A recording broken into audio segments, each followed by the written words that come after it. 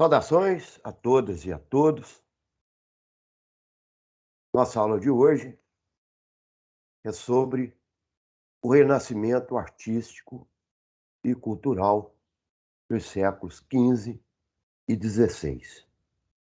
Compreendendo que nas aulas anteriores a gente falou sobre o expansionismo marítimo e comercial também dos séculos XV e XVI. Então, o Renascimento ele é um movimento de caráter não econômico, né? A expansão marítima é um advento econômico. O Renascimento é justamente ideológico, campo das ideias, e que vai se concretizar através da literatura, das artes, da filosofia, das ciências, né? Ali que vai estar exposto esse pensamento, essa nova ideologia que agora vai dominar, transformar o modo de ser das pessoas na Europa durante os séculos XV e XVI. Naturalmente, você começa isso a partir do século XIV, do século XIII, né? Mas o auge desse movimento se dá justamente no século XV e no século XVI. Então, eu compartilho com você já o PowerPoint para a gente ir seguindo o nosso roteiro.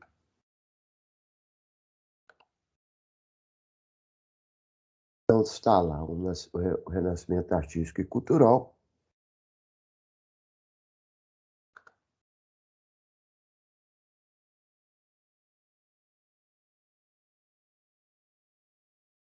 Aí, estamos aguardando, não é?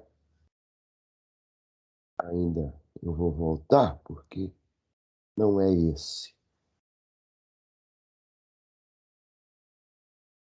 Esse aqui é um segundo momento.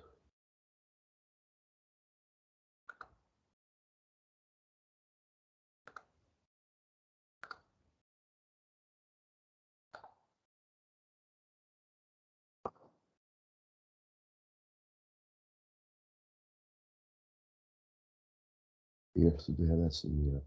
Isso também ainda não é. Sendo a outra aula. Próxima aula. A de selo, né? Tá aqui.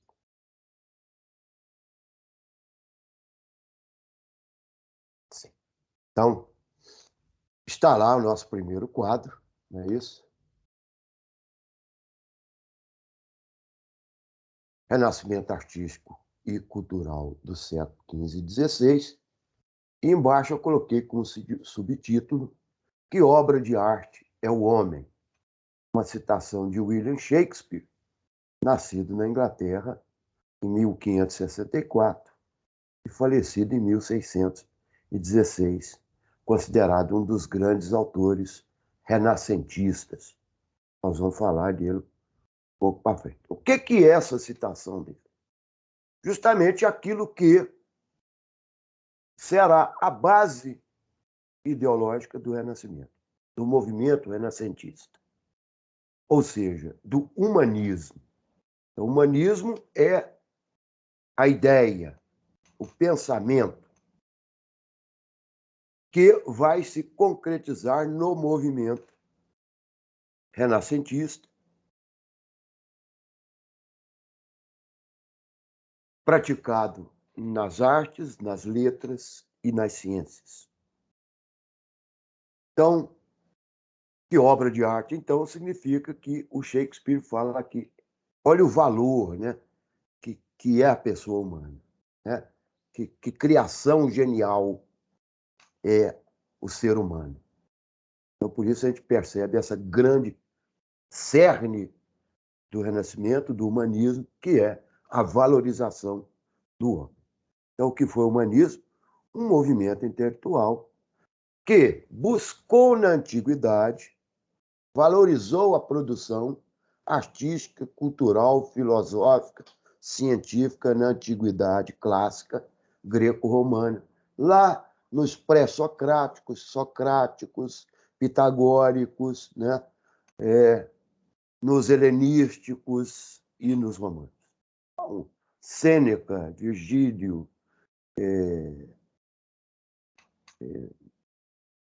Homero, Pitágoras, Platão, Aristóteles e N outros, e tantos outros, né? Cuja antiguidade buscou os princípios, de fato, do conhecimento racional sobre o mundo, né? Então, seria, então, a partir aí do século XIV, XV, XVI, uma volta a esses, ao entendimento desses clássicos greco-romanos, né?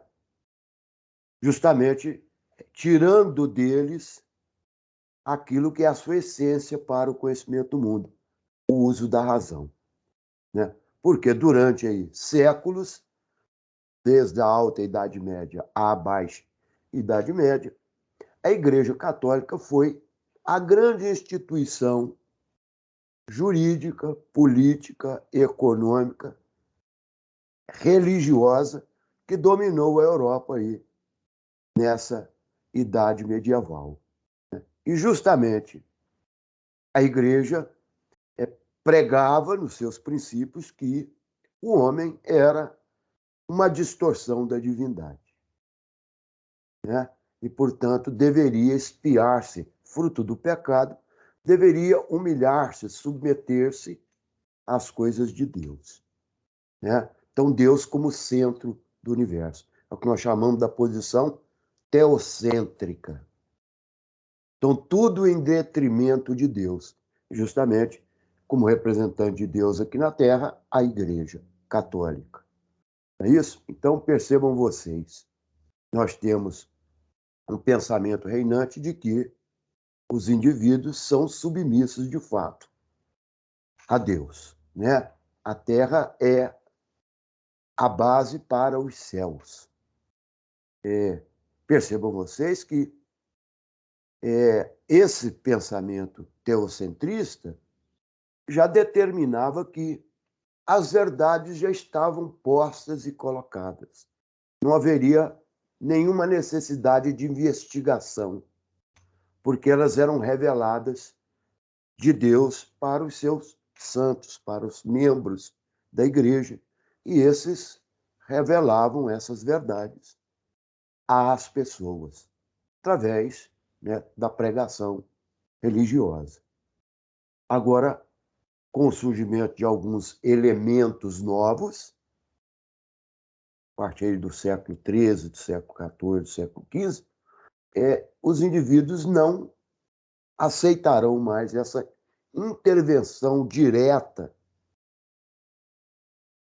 né, do divino, do celestial, de Deus, né, na sua existência material, né? Há uma volta, então, àquele pensamento antigo, na investigação do mundo e da realidade em que os indivíduos vivem. Para tal, nós vamos chamar isso de um movimento humanista, que é baseado, né, na posição antropocêntrica, ou seja, agora o homem é o centro do universo, ele é o ser capaz, criado à imagem de Deus, é o ser capaz de conhecer, de conceber, de transformar o mundo, porque ele é dotado de razão, de raciocínio. Então, ele não precisa estar revelado para ele algo. Ele mesmo vai buscar essa revelação através da investigação racional. Então, nós podemos dizer que a base do humanismo está no quê? No antropocentrismo, no racionalismo e no indivíduo. Por quê? Porque agora o indivíduo é o centro de todas as coisas. Então, é glorificar esse indivíduo que tem necessidades, desejos, sofrimentos, alegrias, e, e isso faz parte da realidade de cada ser humano. Então, portanto, isso é valoroso, de beleza, de angústias. Então, essa compreensão já vinha desde a Antiguidade Clássica. Ela dá um intervalo aí durante a Idade Média e agora retorna de novo, naturalmente, noutros moldes, porque os tempos são outros. Né? Fatores que contribuíram para a difusão do humanismo. O aperfeiçoamento da imprensa. Por quê? Porque até então tudo era escrito à mão pelos membros da Igreja Católica, então só a Igreja tinha acesso ao conhecimento. Ela que guardou essa produção acadêmica, literária, científica, artística da antiguidade toda. Então, é ela que tinha acesso a esse conhecimento. Então, agora, com o advento da imprensa, os livros poderão ser produzidos em maior escala, entendendo, gente, que ainda a maioria absoluta das pessoas eram analfabetas, mas menos ainda quando a igreja detinha o poder sobre essa literatura. Agora ela se espalha um pouco mais. Então, portanto, há um acesso maior a essa produção literária, essa produção filosófica. Né? Então, a imprensa possibilitou isso. Desse aí, nós destacamos a figura de João Gutenberg, na Alemanha, né? A Alemanha atual hoje. Naquela época, o Sacro Império Germânico. Né? A decadência de Constantinopla e o êxodo de intelectuais bizantinos. O que eu quero dizer com isso? Que durante o século XII, século XIII, com as cruzadas, aquelas incursões militares de cristãos indo tomar as terras santas e lutando contra muçulmanos, né, os islâmicos, a cidade virou aqui era uma das grandes cidades da época, detentora, né, sede do Império Romano Bizantino, né, do Oriente.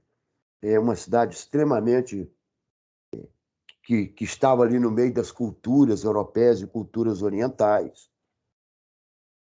Então, portanto, uma cidade cosmopolita. Ela se vê no meio desse turbilhão de guerras e né, de sofrimento. Então, muitos desses intelectuais vão fugir para a Itália, justamente, para as cidades que cresciam com o comércio e que valorizavam as artes, né, e as letras, e criavam um ambiente para que esses intelectuais pudessem fazer as suas produções. Né? E um outro advento é o chamado mecenato, os mecenas, que eram formados aí de famílias ricas italianas, né? Os Médici em Florença, os reis chamados de Doge de Veneza, né? Os Borgia e outros, né? Grandes famílias, que bancavam e patrocinavam esses escritores, esses artistas, né? Para que eles produzissem. E com isso, essas famílias se tornavam cada vez mais proeminentes, né? Patrocinadoras das artes. Além do que as monarquias, que começavam a se ganhar mais poder, a caminhar a passos rumo ao chamado absolutismo feudal, absolutismo monarca, cujas essas monarquias também patrocinavam essa produção artístico-cultural, literária, arquitetônica, especialmente nos grandes monumentos, né?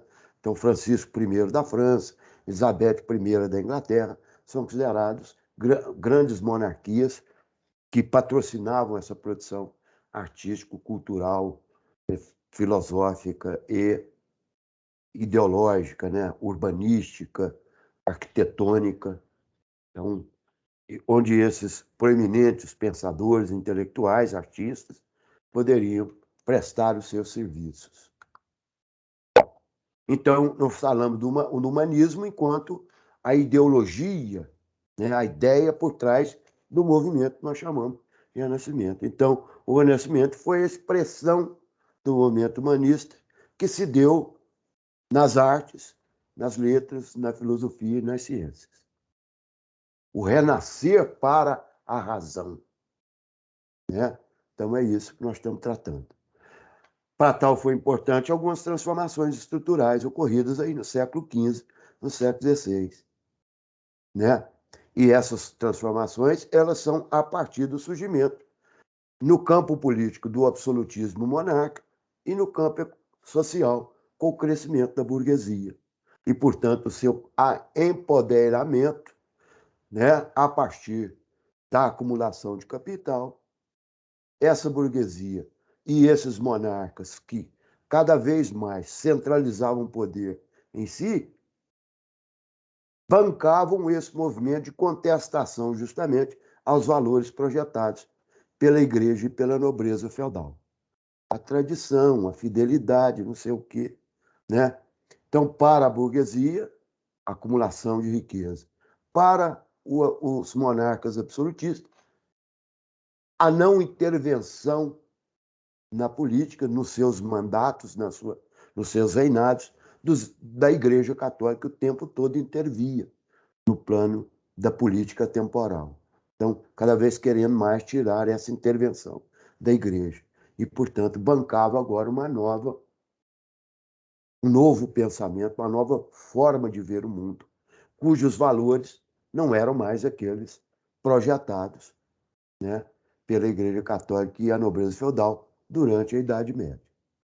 Então, agora, um novo nascer, né, para a razão. A difusão dos valores de grandes mercadores e banqueiros através das artes, das letras e das ciências. Então, portanto, agora, a beleza, as coisas materiais, isso interessa a esses grandes mercadores e banqueiros, a essa burguesia endinheirada.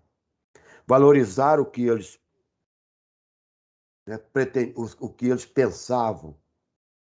Então, é lá nas artes, nas letras, na ciência que isso vai ocorrer. Não o desenvolvimento nas ciências para o desenvolvimento de novos métodos de produção, né, de novas formas de acumulação de capital, né, nas letras, a expressão dos seus desejos, das suas angústias, dos seus interesses. Nas artes, a valorização da forma, da percepção do mundo.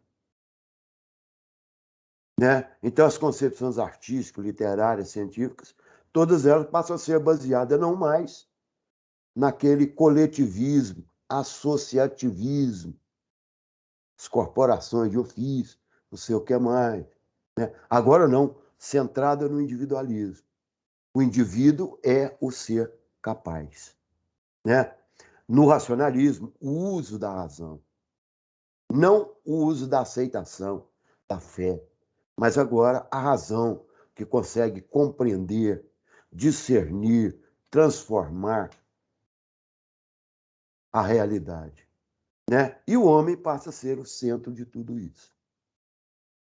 A promoção pessoal das monarquias e a atração do apoio para o fortalecimento do absolutismo. O que quer dizer isso? A partir do momento que essas monarquias, né, Francisco I, Filipe II da Espanha, Francisco I da França, Isabel I da Inglaterra, aplicavam nesse grande, né, patrocinavam e bancavam esse movimento, eles se asseguravam de que cada vez mais poder eles concentrariam, né, nas decisões políticas do Estado. Então, necessário um Estado forte, representado por um governo soberano forte, para que possa criar um ambiente seguro e eficiente para o desenvolvimento dos interesses da burguesia através do comércio, através da manufatura e assim por diante. Então, esse é basicamente aí o que nós falamos em termos de concepção, humanismo e renascimento. Na próxima aula nós vamos tratar aí do movimento do renascimento em si, onde ele surge, como surge e as suas grandes expressões. Saudações a todas e a todos. Tenham todas e todos um bom dia.